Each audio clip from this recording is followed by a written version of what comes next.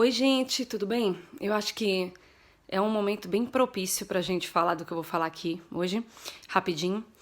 Uma pessoa, um pastor me fez uma pergunta hoje de manhã, dizendo que tem um irmão na igreja dele, ele também prega o evangelho da graça, graças a Deus, mais um, que prega o evangelho correto. Um irmão da igreja dele, ele disse que eles já chamaram muita atenção dele, já conversaram muito com ele, pipipi, pipipi, mas que ele torna ao pecado, ele torna a realizar aquilo que não pode fazer e tudo mais. Ele falou: o que a gente faz para orientar uma pessoa dessa dentro do evangelho da graça? Porque, né, a gente sempre orienta as pessoas na igreja a fazer o que é certo e tá tudo bem, muito bem, mas essa pessoa não muda e tal. Gente, vamos só entender uma coisa, pessoal. Uma coisa que tem que ficar muito clara com relação ao evangelho da graça, até Paulo lhe fala isso em Romanos capítulo 3, né, que ele era muito julgado e caluniado pelas pessoas, que as pessoas diziam que Paulo estava liberando os outros a fazer o que era errado, porque viria a graça de qualquer maneira, né? E nenhum de nós estamos pregando isso, não tem nada a ver com isso.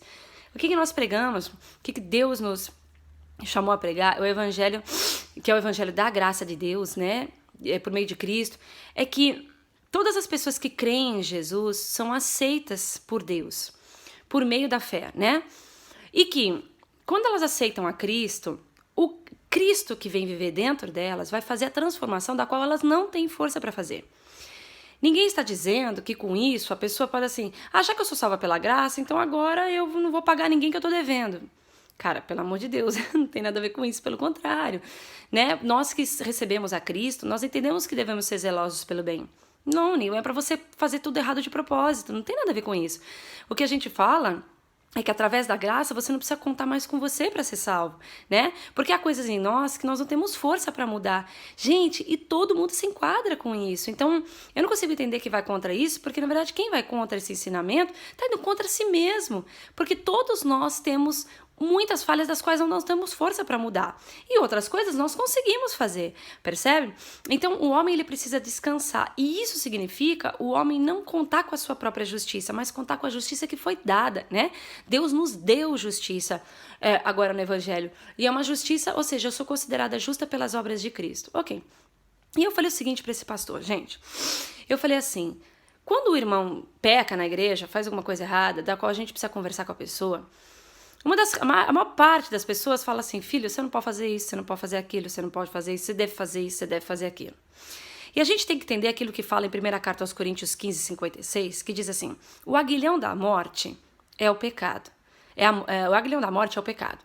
Mas a força do pecado é a lei. Gente, pelo amor de Deus, se você pega uma pessoa que erra o tempo todo, faz coisas que na verdade são nocivas até para a vida dela, se você dizer para ela o que ela pode e o que ela não pode, você está percebendo que você está inflamando ela. Lê Romanos capítulo 7, quando Paulo fala sobre o fato de ele não conhecer o pecado antes da lei dizer, não cobiçarás. Então, a carne ela é muito inflamada quando você diz pode ou não pode. É riscar um fósforo do lado de um barril de pólvora, entendeu? Então, porque a força do pecado, ela é a lei. Se você disser para a pessoa, olha, você pode, você não pode, você pode, você não pode, o que vai acontecer? Ele vai se autocondenar. Por isso, 2ª Carta aos Coríntios, capítulo 3, fala que os 10 mandamentos é o ministério da morte. Por que da morte? Porque o homem, quando ele conheceu a lei, ele se autocondenou. Por quê? Porque ele olha a lei e pensa, não me enquadro. E o que acontece com a autocondenação? A autocondenação ela é morte para o homem, né? Por quê? Porque a autocondenação ela faz com que a consciência testifique que você é culpado. Você é culpado. Então, quando você olha para a lei, quando você estuda o Velho Testamento na letra, o que a sua consciência diz para você? Você é culpado. Então, quando você diz para uma pessoa, você não podia fazer isso, você não podia fazer isso, você tem que fazer isso, você tem que fazer isso, você está ajudando a consciência dela a condenar ela, a culpar ela. E o que acontece? Aquela pessoa sai dali e não consegue dar fruto. Ela não consegue dar fruto, porque a culpa não faz o homem frutificar. E o que acontece? Essa pessoa, ela vai enfraquecer, ela vai ficar chateada, vai ficar mal. E vai passar os dias, todo mundo vai esquecer o pecado dela, ela também vai esquecer. E aí ela vai começar a conseguir fazer um pouquinho do que todo mundo faz de certo, entre aspas, e vai melhorar. Mas o que vai acontecer dela lá na frente? Ela vai pecar de novo. Por quê? Porque ela nunca foi transformada. Não houve transformação. Na verdade, a maior parte da religião não prega transformação. Ela prega o que você pode e o que você não pode. Na hora que você recebe a informação, você se sente condenado, se sente culpado. Passa os dias, você esquece. Você consegue, com esforço próprio, fazer uma coisinha ou outra do que se faz. Mas daqui a pouco todo o teu pecado volta. Por quê? Porque você não foi transformado. O que transforma o homem, a primeira informação, você pegou uma pessoa que fez isso, a primeira coisa que você tem que falar assim pra ele: Deus ama você. Por isso que Jesus Cristo foi condenado por esse pecado que você cometeu. Jesus Cristo foi condenado por esse aí. Você não está devendo nada para Deus, você não tem que se sentir culpado diante de Deus. Deus reconhece as suas falhas. Davi fala, Deus sabe que nós somos frágeis, que nós viemos do pó. Deus conhece. Davi fala até no Salmo 32, bem-aventurado o homem a quem Deus não imputa pecado, né? Ou seja, por que não imputa pecado? Porque foi imputado o nosso pecado em Cristo. Então, para Deus, aquela pessoa que falhou, ele continua amando ela da mesma forma. Ele não está condenando ela, porque a condenação já foi feita, não pode se pagar pela mesma dívida duas vezes. Jesus já pagou pelas nossas dívidas. E aquela informação de que Deus ama ela, vai fazer ela receber a transformação. A pessoa que se sente amada, ela também transforma. Pessoal, isso fisicamente é nítido. Um filho, por exemplo, que se sente rejeitado pelos pais, que sente muita pressão da parte dos pais, gente, vê isso aí. É uma criança que começa a dar sinais de rebeldia. Um filho que sempre se sentiu amado e nunca se sentiu condenado pelos pais são filhos que dão bons frutos. Eu falo pelo meu. O meu sempre se sentiu amado, nunca pressionei ele a nada, nunca culpei e condenei ele por nada. Ele é um menino tão bom. Ele é um menino assim que você não precisa ficar falando o que pode e o que não pode. Ele dá esse fruto automaticamente. Claro que ele é de Cristo, mas ele é um menino que você não precisa se esforçar para ensinar coisas boas, porque o amor que ele recebeu faz com que ele seja zeloso pelo bem. Então, assim, nós temos que pregar o evangelho verdadeiro. O evangelho verdadeiro fala do amor de Deus. Deus amou o mundo de tal forma que entregou o seu único filho. Isso não faz de uma pessoa propositalmente se tornar pecadora, claro que não.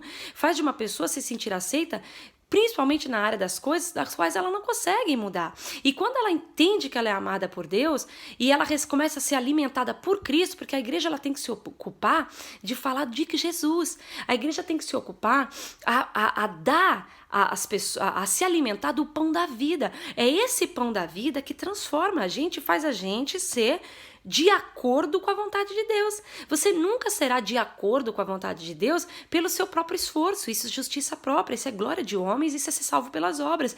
E a Bíblia diz que nenhum homem pode se justificar diante de Deus pelas suas próprias obras. Não percebe? Graça não é liberdade para pecar. Graça é o favor de Deus para os homens. Qual é esse favor? Salvar o homem sem mérito próprio, transformar o homem sem o esforço dele, alimentar o homem de Cristo, gerando até nele alegria e prazer da qual ele não consegue. As pessoas hoje fazem a obra na religião justamente porque elas acham que aquilo faz com que elas sejam melhores diante de Deus, quando na verdade a obra tinha que ser um fruto que sai dentro de você de forma natural. Eu vi um pastor falando uma coisa que eu achei o máximo, ele falou assim: você faz a obra quando você não sabe que está fazendo ela. Isso eu vivo muito isso. Você faz quando você não sabe o que está fazendo. Não é uma coisa de mérito, né? Não é uma coisa de para receber glória. Claro que você vai ser recompensado por isso, porque Deus não deve nada ao homem, né? Mas a gente não faz a obra para se sentir melhor com Deus. Você faz a obra porque aquilo está dentro de você.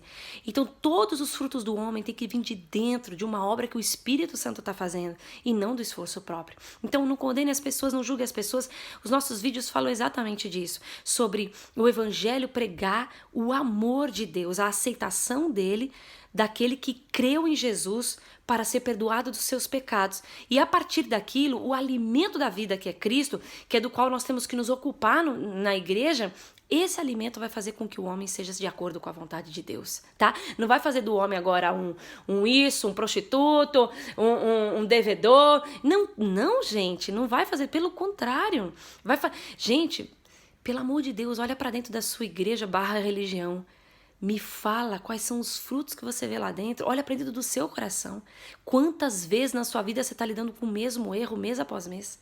Fica 20 dias sem aquilo, daqui 10 dias você está naquilo de novo. Por que você acha isso? Porque você está no Ministério da Morte. O Ministério da Morte fala do que pode e o que não pode, tá? É a árvore que Eva comeu. A árvore do conhecimento do bem e do mal. Não podemos comer dessa árvore. A árvore que nós devemos alimentar é a árvore da vida. É a árvore da vida que sustenta o homem na graça de Deus. É a árvore da vida que sustenta o homem na vontade de Deus. É a árvore da vida que enche o homem de prazer. Então Então é isso que eu queria falar pra você, é isso que fala os nossos vídeos, é isso que fala o Evangelho da Graça. Você é aceito da maneira como você tá, crendo em Jesus para perdão dos seus pecados, crendo nele como Salvador e recebendo o amor de Deus, acreditando que Deus entregou o seu Filho porque amou você. Isso vai tornar você uma pessoa diferente, não pelo seu esforço próprio, mas porque você recebeu o pão da vida e tudo que é a vida há bom fruto, tá bem? Beijo pra vocês.